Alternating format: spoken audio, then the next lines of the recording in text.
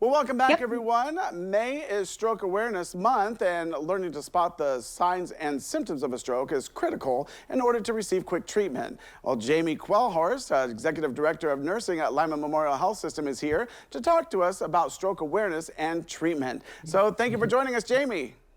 Yes, I'm happy to be here. Thank you. All right, now can you tell us more about what a stroke actually is?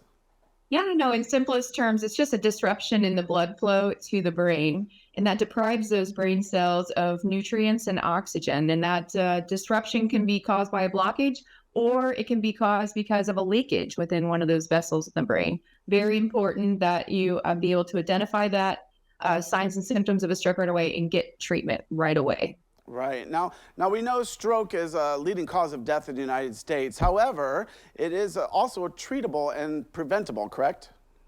Oh, that is correct. And I really want to start with preventable, right? So let's really talk about things that you can control versus what you can't. Okay. So things you can control would be like your lifestyle, eating healthy and getting exercise. It could be really taking care of yourself, having your annual examinations and making sure you're looking at your heart health. And make sure you don't have atrial fibrillation. Make sure your cholesterol is appropriate. Your blood pressure is where it's supposed to be. All those things are so important to prevent stroke. Things you can't change, that's gonna be your age, right? You can't change your age, you can't change your genetics, so you've gotta work with the things that you can change, to counteract some of the things that we can't, do anything about. Right. Now I understand there is a simple acronym to help our community understand the signs of a stroke. Now, what is the acronym and what does each of the letters stand for? Yeah, so everyone needs to remember, be fast. Okay, so B stands for balance. You're thinking, oh, can that person talk? Are they swaying when they're walking? Is just their gait different, from what it normally is?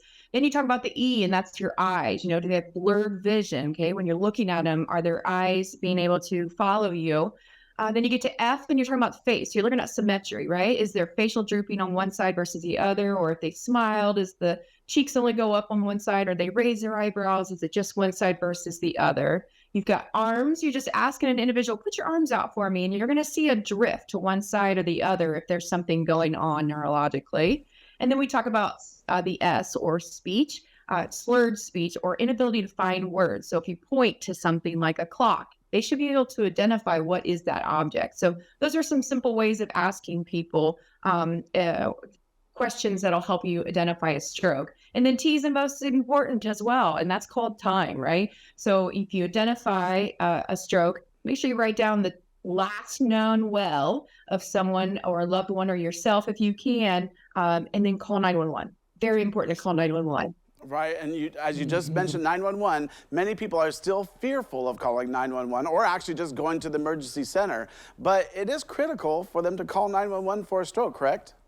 Yeah, I think what people don't remember is all the training that is put into all levels of the EMS personnel around our region. I mean, they are fabulous and they are highly trained and proficient in recognizing signs and symptoms of stroke.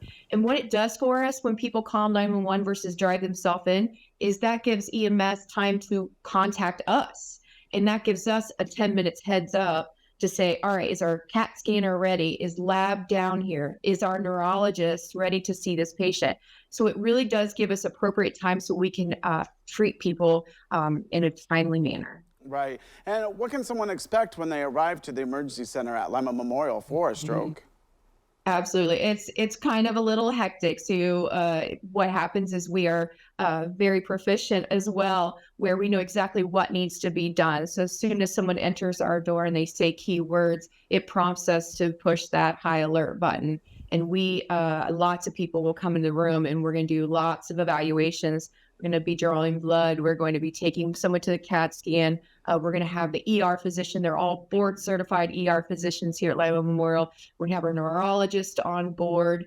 And we're going to do everything we can to diagnose, to evaluate, and then to treat that individual. All right. Well, Jaime Quellhorst, I really do appreciate you coming on today. Yeah, thank you for having me. My pleasure. All right. Well, don't go away because we have more when we return.